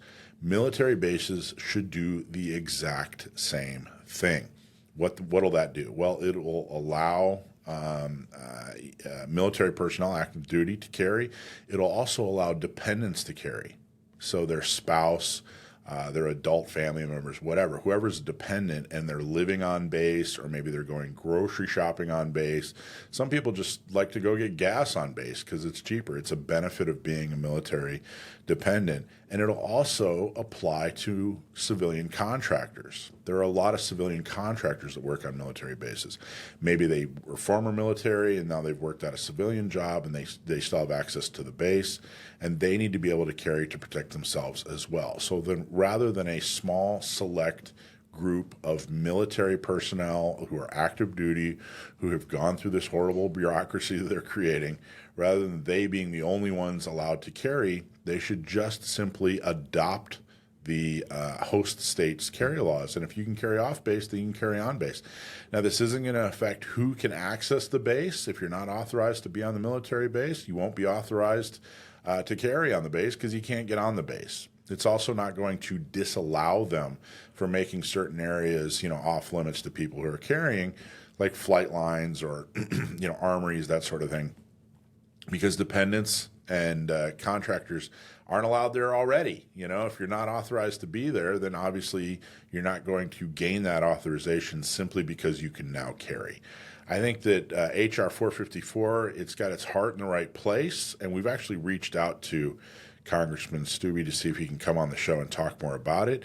Maybe he's thinking about this in addition to this suggestion, but I think the right thing to do is to have these military bases adopt the laws of the host state.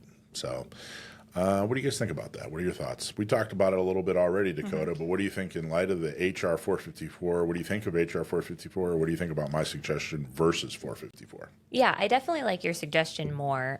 The biggest thing that I don't like about 454 is that you have to be active duty, because all of the wives of these, or spouses of these active duty folks, are still unable to, carry and protect their family in their home. And the people, their children that live in their home with them. And all of that, I think, is the bad piece of it. We also have, in the not so distant news, at the beginning of August, there was that active shooting on a military base that was tragic, and we're seeing that happen. I mean, it's not the first one of its kind, and so I do think that this is. We've talked about it on the show before, but if the government is going to tell me I can't do the thing that I do all the time, every day, everywhere it's legal, if they're telling me I can't carry a gun to defend my own life, then they need to be guaranteeing my protection. And supposedly, military bases are supposed to be safe, right? You drive your vehicle through. They sometimes I think they have the authority to look in your car. I mean, it's like a searched MPs entrance place, right? You give up a lot of rights going on onto a base. But even with all of that, it's not enough. We're not stopping. We're not stopping these active shooters before they begin shooting. We're stopping them once the first shots are going off and people are aware of what's happening. And so, I think it's tragic that these people are giving their entire life to the government.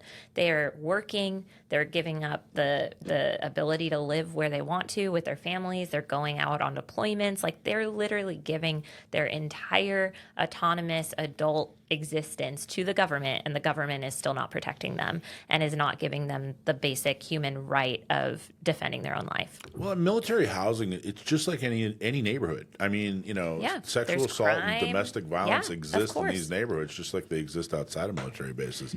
I only lived on a military base for 4 years. My dad was in the military for most of my growing up, but I only lived on a military base for 4 years, and it was out in Honolulu. And everybody I knew lived on a military base, whether it was Air Force or Navy or whatever. I mean, it's its whole it's its own ecosystem, and it's not. It's not like you're stepping into some kind of nirvana when you go onto a military base. People still have disagreements. There's still, evil still exists on military bases. And, if active duty personnel is deployed, you're now leaving a spouse, whether it's a husband or a wife, you're leaving them completely alone and unprotected. Even if you say, hey, look, that person lives with, somebody in the military. And by the way, how many people in the military are even trained for, combat? I mean, many of the military, that's not their job, nor should it be their job. They're just regular human beings. It's just another job. They just have a much cooler uniform. And I think we should support them by making sure that they don't have to give up a natural right, an important right like the Second Amendment, just to serve in the military. And that's exactly what's going on right now. Yeah. So one question that I had, because I'm looking things up as you guys are speaking. I see talk about carry. Talk about carry on base, carry. We know carry is different than home storage. I mean, is it just an assumption that if this were to go through, that they'd be allowed for those who live on base to even store it and keep it in their home? I see talk about carry. Yeah, it wasn't that clear to me. I mean, especially because it was saying on duty, not just like active duty orders. So I'm wondering if there's some weird semantic thing happening there where it's like only when you're at work on base and then you have to like store it there and then go home without your gun. It wasn't clear. It seems silent in a lot of ways where it's important to know what is the intent and how would this be implemented. I'd be interested to talk to the guy who... I'm interested too, and they did express interest coming on the show, so we'll talk about it directly. Right. But I took it to mean, a lot of politicians go, hey, I have this final destination I want to get to, but I want to do it in pieces. So let's just take a baby step. And it sounded like this was a baby step. Like, look. We're just going to take a subset of active duty and we're going to give them a little bit of Second Amendment, and make sure that we have this big bureaucracy that's overseeing them. And then in, 3 or 4 years, we'll take another baby. That's kind of how I took it. Okay. And I don't skip the baby step. Give people their rights, acknowledge that we have families that live on these bases, acknowledge that it is absolutely an important privilege that they get to go shop for cheaper, they get to go buy gas for cheaper, but there's a lot of recreation on military bases. There are beaches and parks and little league games and soccer and all kinds of stuff. People should be able to defend themselves. People should be able to protect themselves. And I think this congressman has his heart in the right place. Yeah. And maybe he's trying to accomplish a slightly different goal. But I say, you know what? If we can do, if it can get done for national parks under Obama, then this should get done under Trump. You know what I mean? What are we doing here? I mean, people keep telling me how important Republicans are to the Second Amendment and how great Trump is. And I agree with a lot of that, but all right, let's, release the hounds. Yeah, we're running out of time here, folks. We're running out of time. Let's do this. Any other thoughts on 454 or? No, I'd really like to have a conversation with him. I think that'll be interesting. Good. Well, we'll make sure I'll do everything I can to make sure he gets on the show. They expressed interest. They were interested. So we'll see.